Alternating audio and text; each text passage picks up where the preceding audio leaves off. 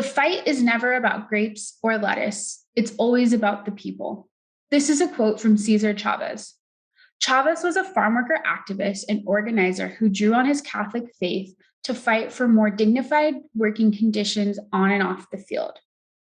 In today's gospel, when tempted by the devil, Jesus answered him, "It is written, one does not live on bread alone."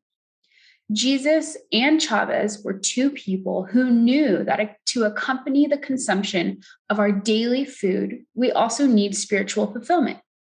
Sitting in Mass, thinking about the real presence of Jesus in the bread can be overwhelming.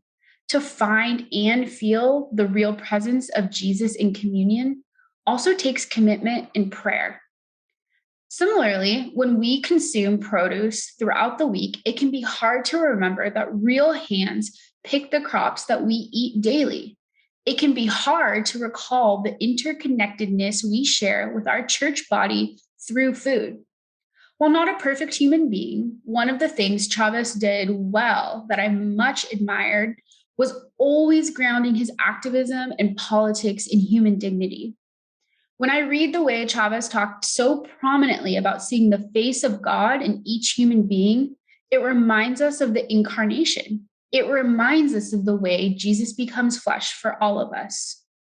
This week's readings also remind us to draw on God during our suffering. In today's first reading, it says, "When the Egyptians maltreated and oppressed us, imposing hard labor upon us, we cried to the Lord, the God of our fathers, and he heard our cry and saw our affliction, our toil, and our oppression." Affliction, toiling, and oppression are terms often used to describe the conditions in which farm workers in this country endure. Farm workers, through pandemics and wildfires, continue hard labor regardless of the temperature outside. Throughout his life, Chavez would use the practice of fasting to promote peace and nonviolence. One of his longest fasts was 36 days.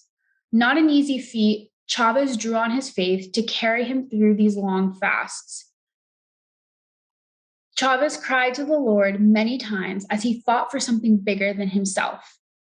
As Lent begins, let us remember that we cannot survive on bread alone, just as we cannot produce all the food we need for a happy and full life on our own.